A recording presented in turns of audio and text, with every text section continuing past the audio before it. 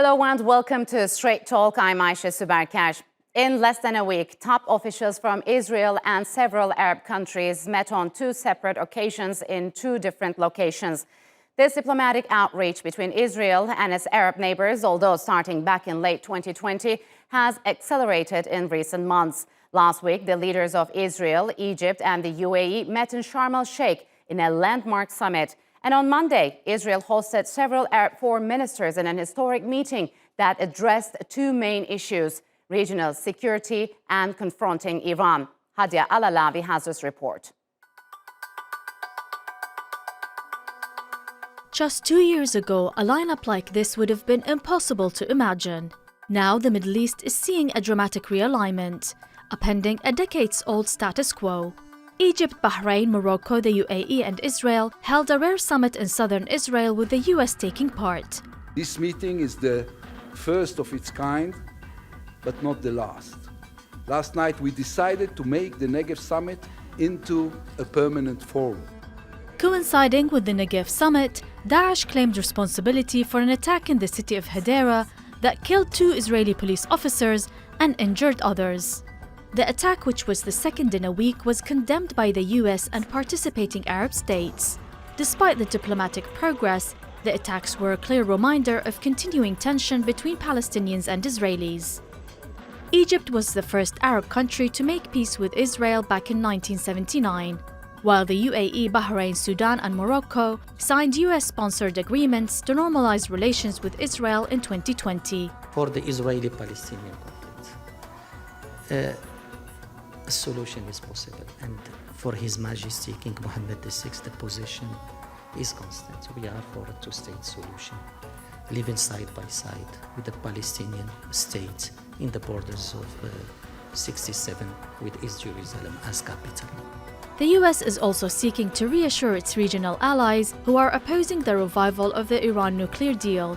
US Secretary of State Antony Blinken said that restoring the 2015 deal was the best way to rein in Iran's nuclear program. Blinken also met with Palestinian President Mahmoud Abbas in Ramallah ahead of the Negev summit, where he voiced the US's commitment to a two-state solution to resolve the Israeli-Palestinian conflict. In my meetings with both Israeli and Palestinian leaders, we'll discuss ways to calm tensions and ensure a peaceful Ramadan, Easter, and Passover. That's the message that Yair and King Abdullah of Jordan sent jointly after their recent meeting. The meetings came a week after leaders of Egypt, Israel and the UAE met in Sharm El Sheikh for the first joint summit since establishing diplomatic ties with Israel. The three discussed strengthening ties in light of the talks to revive Iran's nuclear deal, as well as disruptions to energy and food supplies triggered by the conflict in Ukraine. But analysts point out that the strategic shifts taking place are in response to US President Joe Biden's disengagement from the region. Washington's drawdown in Iraq and its chaotic pullout from Afghanistan last year raised questions about US commitments to its allies. And as the US continues to focus more on Europe's security amid Russia's attack on Ukraine and a rising China in the Asia-Pacific, the rapid realignment in the Middle East is expected to deepen. Hadia Alalawi, Straight Talk. To discuss where the Middle East is headed, joining me now from Ankara is Ahmet Keser. He is an associate professor at Hasan Kalyoncu University. And from Tel Aviv, Gil Murciano. He is the CEO of Mitvim, the Israeli Institute for Regional Foreign Policies. A warm welcome to you both, and thanks for joining me on Straight Talk. Gil, what do you make of the latest summits between Israel and its Arab neighbors, and what's the significance of their timing? Yes, thank you very much. I think that when we discuss about of an historic event, it won't be much of an exaggeration. The really unique opportunity here is the fact that we are dealing with a multilateral gathering of foreign ministers, which are basically facilitated by in Israel, and in many ways kind of closing the circle or serving as an accomplishment of the Abraham Accords 2 years after the signing of the Abraham Accords. So if until now we've seen mainly a discussion that was mostly bilateral between Israel and UAE and Bahrain separately, now we see a multilateral framework, and one that conducts strategic dialogue, both on the issues of Iran, but also on global development altogether. So, Ahmet, how has the ongoing Ukraine crisis and the prospects of a renewed nuclear deal between Iran and the West pushed these countries to realign, or it was in the making since the signing of Abraham Accords between Israel and several Arab states back in 2020? Aisha, of course, when we look at the Russian invasion to Ukraine, it doesn't just have local effects. It impacted almost all the region and the globe as well, especially for the economic reasons. For food crisis, it decreased the food stability because when we look at the wheat prices and the crude oil prices, they increased dramatically. Before just compensating the impacts of the COVID-19 pandemic, now another crisis started. And there is a pressure coming from especially Western allies and the United States to the Gulf countries who are the main oil producers. Yes. So this is an exact time, that's why I think, for increasing the stability. Mm-hmm. So, Gil, what's your take on that? I mean, are these countries concerned over the prospects of a renewed nuclear deal with Iran? And was last week's summit in Sharm El Sheikh an anti-Iran one, as Israeli media described it? I think the picture is a little bit more complicated when you examine the specific position of the UAE. There's no question that the Negev summit, the one that took place yesterday and the day before, was mainly about preparing the ground from the American position for the signing of the nuclear deal, especially because the nuclear deal would not is not likely to address the regional activity of Iran. And that's definitely a major consideration for the country. But I think that when we analyze the different, while those countries share the same threat, their approach towards this threat is somewhat different. If Israel is a zero-sum game, more or less, with Iran, you see the UAE and you see other Gulf countries conducting somewhat of an attempt to kind of work with all actors in this specific field, including with Iran. Mm-hmm. So we see already a different stage of the strategy. There was a discussion about some sort of a strategic alliance between these countries. It was discussed in Sharm El Sheikh and yesterday. I think that we still have a long way to go towards that. At the current phase, it's mostly about security, cooperation, and strategic dialogue about those events. So, Ahmet, how much of a role did the U.S.'s partial withdrawal from the region, especially in Afghanistan, play pushing this normalization process?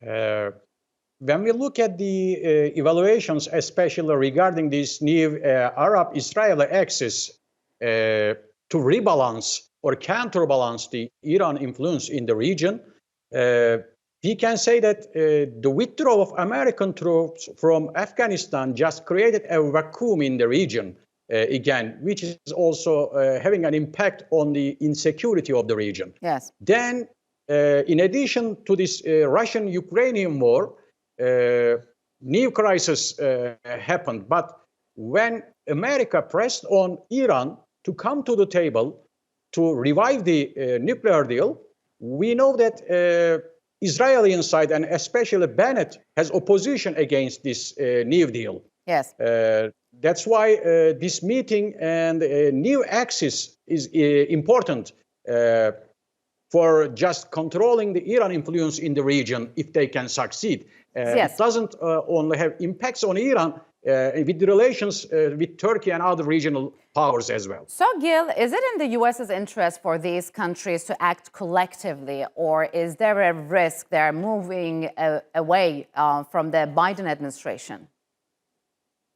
I think that Israel's position in this situation is quite unique because, as you mentioned, there is a cooling off in the relations between the Biden administration, the UAE, other Gulf countries, on a number of different issues.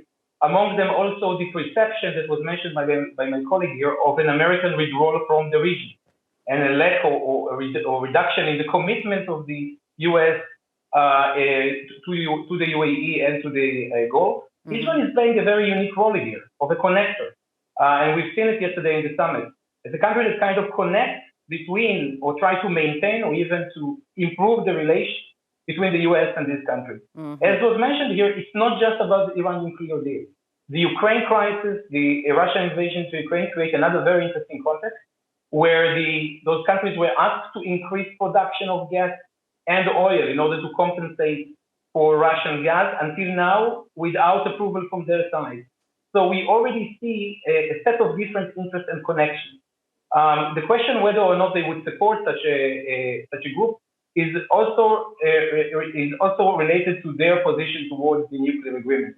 Whether we are talking here about a side that is trying to present a new demand within the new nuclear agreement to address Iran's regional efforts, or separate from this specific agreement. So, Ahmet, where does Turkey stand amid this diplomatic flurry? It has also mended ties with Israel and several Arab countries over the past year. Is Turkey also looking to be part of this realignment, or is going to address its problems with those countries separately?